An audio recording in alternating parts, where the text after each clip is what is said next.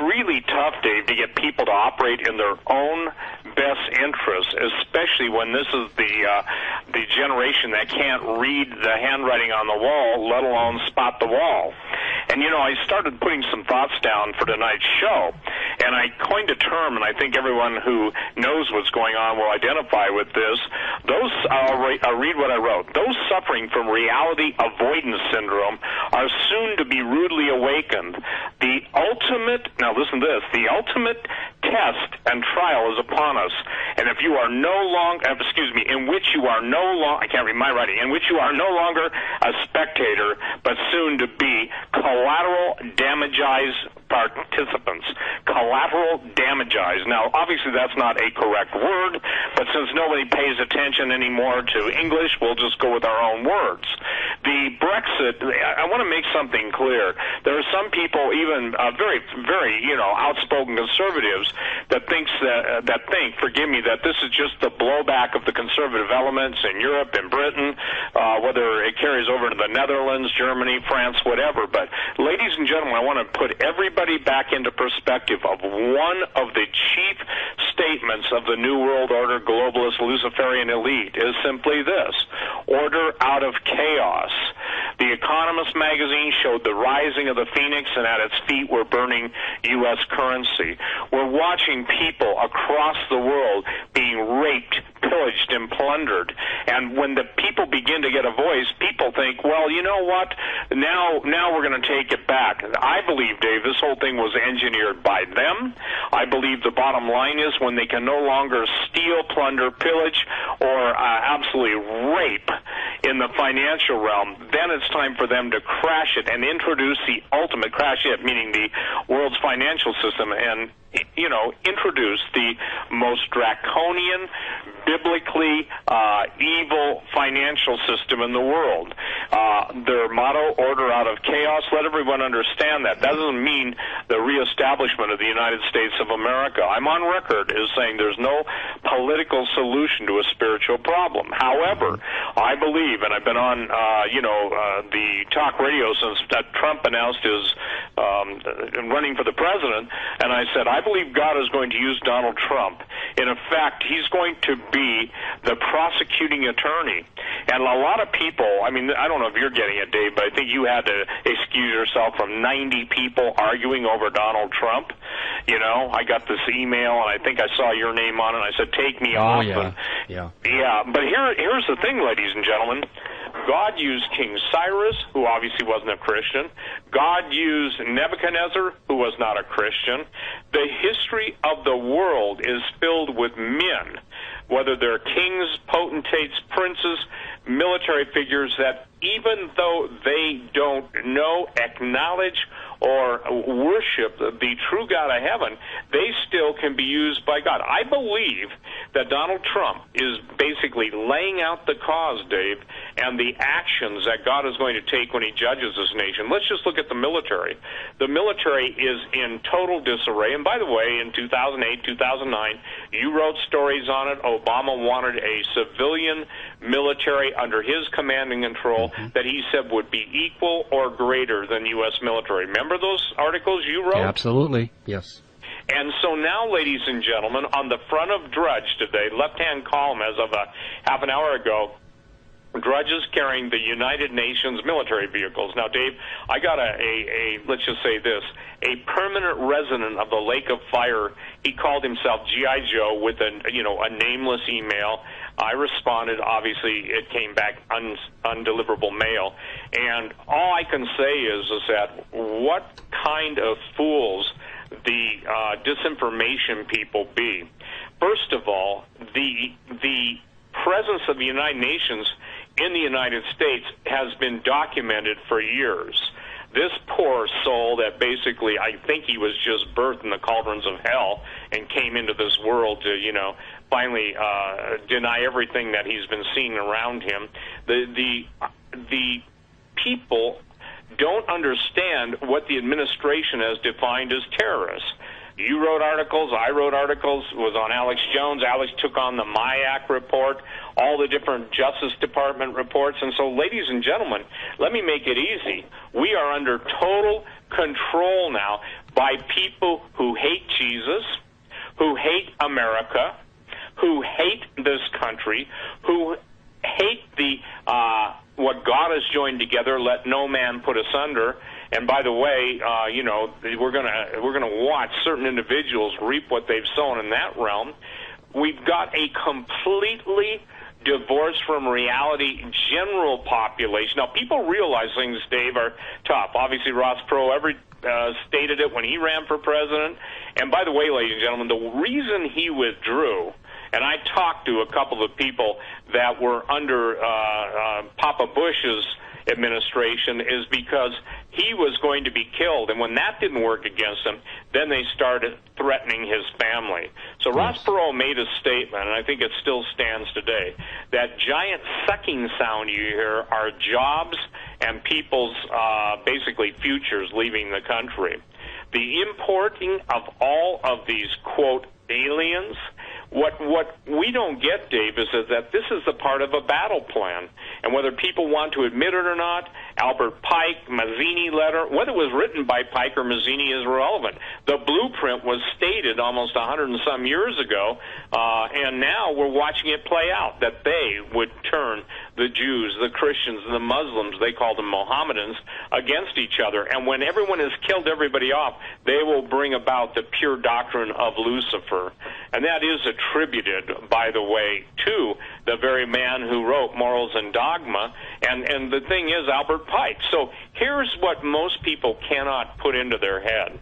They cannot embrace the supernatural evil realm of total control of the planet.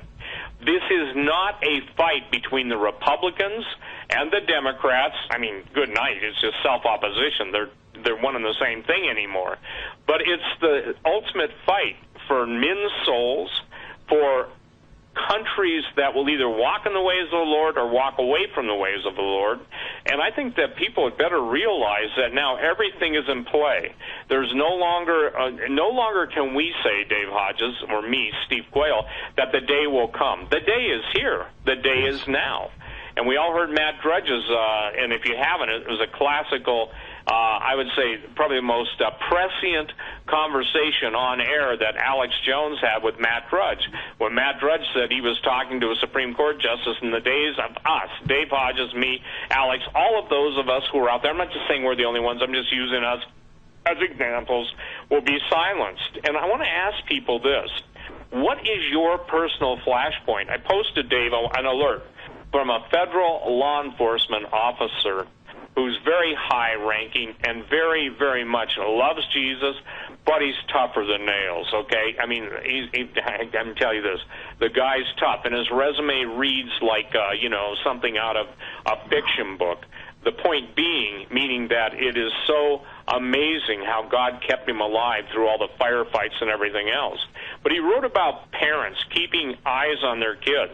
And did you address yet, Dave, the situation that happened in Twin Falls, Idaho? I didn't address it specifically, but we mentioned it once on the show, but I have not written about it. No, but I'm aware of it. Well, okay. Well, in the meantime, I think it was the U.S. Attorney for the state of Idaho basically threatened anybody writing about it, and was more concerned with people writing about it than the crime that was committed against that little girl. And that's in the World News, WorldNet Daily article. I put it up on my website. So here's the thing. The ability to freely speak is just about finished. The ability to freely think is just about beyond your control, because when they get the equivalent of Skynet up and brain mapping and neural implantation of a radio identity, meaning that you're going to be pre-programmed, you're going to be numbed, dumbed, and delivered unto death. You know, people say, well, that's fear-mongering. Listen, you can't go to even the front page of Drudge anymore, which I consider, most of the time very tame, and not see about chimeras and the combination human-animal hybrids and the end of mankind and all the grandiose plans for mankind, the people that want to destroy mankind, the people who want to substitute robots. Oh, just one problem. The robots are already experiencing robot revolution. When you program them, guess what? there's something supernatural taking place in the realm of evil. And I don't know if people recognize this issue, but living things can become animated, they can become demon-possessed. So while everybody thinks that, a robot is subject to data in, data out, and giving it its rules for existence and doing no harm to humans, well, if people understood the lateness of the hour, now even Elon Musk and others are warning about this. Well, the lateness of the hour demands that warnings are only good as if people pay attention. Because what's happening, Dave, and this is what's critical, is if you sum it all up, every headline, everything you write stories about, everything I talk about on the radio, it's pointing to this climax where evil is going to make its final push for world domination and world destruction. And the four horsemen of the apocalypse in Revelation chapter 6, you better read that, everyone, because what's going to become obvious and will become very obvious is that these supernatural entities that are having their willing lackeys on earth participating with them will not be happy until they destroyed every last man, woman, and child. Yet God's going to stop them. But still, the book of Revelation indicates that 2/3 of the planet are going to just simply disappear before Jesus comes. I'm talking lives. I'm not talking land mass or ocean mass. So I think that we're at the time right now with what's happened with Brexit. I'm astonished, Dave, at some of the emails I'm getting of people, kind of like cheerleading, and they should cheerlead. It's a great thing, but remember, the elite are going to crash the global system on purpose to bring about their one world government, their one world currency, and their one world religion. There's an introduction. Well, forgive me, what is the rule of law?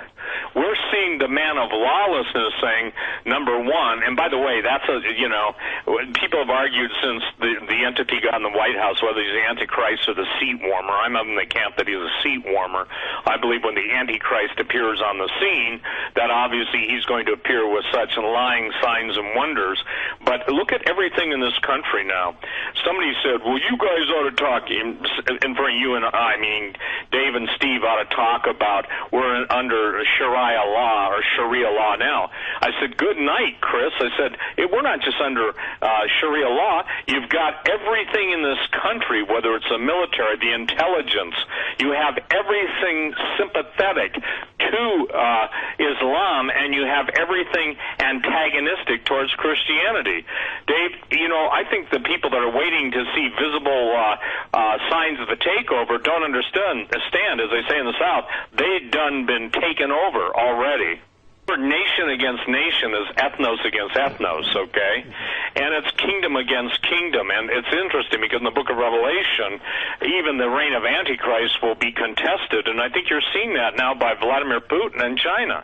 They obviously know the United States and its allies, European allies, and others are the New World Order.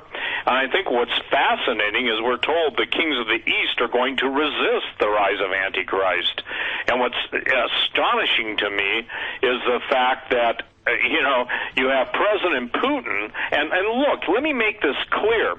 If somebody is a former communist or someone's a former American, now they're a traitor, if they speak the truth, it's not their categorization that's the issue, it's what's the substance of it. And I think Putin has told everybody what to expect. By the way, he's the only guy that I know that told Americans not to give up their guns. I put up a story tonight going back to 2015 about the United Nations having all their troops stationed in the country. Dave, how long have you written about that and fought with people over that? Well, heavily in the last 3 years, but I first mentioned it in 2009. Okay, so they won't believe their eyes as this, spawn of hell sent. And I'm sorry, you know what? Let's just grow the heck up, okay? If heck is a bad word to some of you, then you better just either grow a set or get your head out of the sand, because we have people being murdered, butchered, slaughtered, the most inhuman acts of barbarism, and the band plays on. The people sit in pews listening to powerless sermons. Most of Christianity in America is powerless. They've denied Jesus Christ as Lord. The salt has lost its savor. And how do I know that? Because we have a preserving effect. Yet when you have fellowships of the brain dead exclusively centering around your best life is now, and absolutely, if you will, the equivalent of formerly pulpits that may have at one point preached the true gospel, now they're preaching basically the love of self, not the denial of self. And self-love turns into narcissism, and narcissism, as we can see it playing out on Pennsylvania Avenue, becomes a power unto itself and ultimately leads in total destruction. Probably one of the things that most people don't know is just what a psychopath, but also a narcissistic psychopath that Nero was, or Caligula. You know, these guys not only fell in love with their own images, they basically fell in love with the power, because I was told by some very high-ranking and luminous a number of years ago that it's not about money, Steve. It's about the power. It's about who lives, who dies. I said, well, you guys are going to have a problem with that. I told one guy, and I really did, I said this, I said, how are you going to handle it when the God challenges you in your little godship, and all he has to do is put a bacteria so small upon your skin, and the fact that you think you're God, and oh, by the way, when's the last time you went to the bathroom?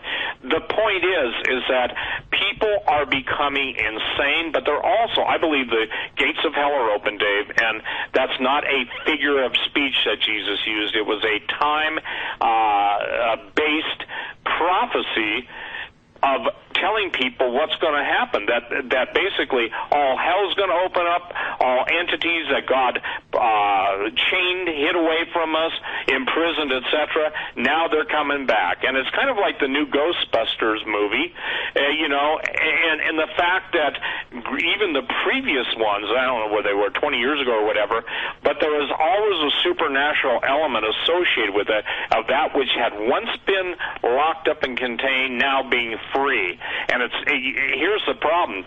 You can rub this Aladdin's lap all you want, but the genie isn't going back into the bottle. And what most people are unaware of is that in basic Islamic theology, they're looking for their conquering hero, the Mahdi, to come back, and in order to bring him back, they must have a global nuclear war. Dave, help me to understand where the disconnect is. We're pushing for nuclear war against Russia. We've put people, meaning the United States, we put troops on the borders of Russia. We've put anti-ballistic missile systems there. And we see everything that Victoria Nuland did in the whole situation with the Ukraine lied to foment this whole mini war there. So ask yourself this: who has the most to gain? And you'll come right back to those in control of this country at this moment, because it is their mindset, it is their face set. And so when you have the heads of our military pretty much being either having converted to Islam or sympathetic, when you have our intelligence converting to Islam or sympathetic, when you have the DHS at the head converting to Islam or sympathetic, the Attorney General, on and on and on and on. By the time you get through the whole cabinet, has there ever, now I'll challenge all you to think that this is just, this is just fear porn, this is just fear-mongering. Tell me anybody who's ever stood up for the Christians in the cabinet, in the military, who's active duty, or ask yourself this: why did all of those admirals, generals, fleet officers, flag officers, higher level, who swore to protect this country against all enemies, foreign, domestic, why did they all go quietly into the night? What do you have on here's the deal. Well, it's the same thing, you know, and there are people that have families. There are those that have not the family. But here's what I think is even a bigger issue. Even those who, and many of those men and are Christians and stuff, but there comes a time when a nation's given over to judgment. And I think that's the thing that's the hardest for me, and I've wrestled in prayer with this. I've asked counsel from men of God that I respect, people that I know are prayer warriors, and I've asked myself, maybe you have too, and I say it this way, in my prayer life, I say, Lord, I want to be faithful, but does there come a time when they will no longer endure good, sound doctrine? Do they even care? Do they even want to know? Lord, have they made their decisions? Have they set their faces like flint? And, you know, I still wrestle with that every day, okay? I truly do. Because, again, I do what I do, contrary to my critics, because I want people to live and not be murdered and slaughtered, you know? And this is the thing that's fascinating. When you try and get someone broken out of their irresponsible position that somehow, you know, a Marvel comic book figure is going to come to their behalf, totally fantasy, they will rather believe that than the God of heaven who spoke the worlds into existence by the sheer word of his power, absolutely historically documented miracles of Jesus resurrecting from the dead, and yet they hated him without a cause, and the whole world lying in the evil one. So this is what the battle's going, but I am simply astonished at how few people, Dave, maybe not get it isn't a fair question, but look to you to carry the torch, yet they're not willing to lift their arm and carry their own torch, okay? They want you to start something, and now I'm talking in the exchange of ideas. They want this, they want that, but then they go back, they have another beer, they smoke another joint. By the way, I get people that, yeah, man, I listen to you in Hodges, and I'm higher than a kite. You know, well, one of these days your higher than a kiteness is going to bring you down into the earth in a reality check. So now we're just in a problem that I don't believe there are any natural answers for outside of being directed by God. You know, so that's my position. And I think we continue on. You continue on until the Lord tells you you're done. You know.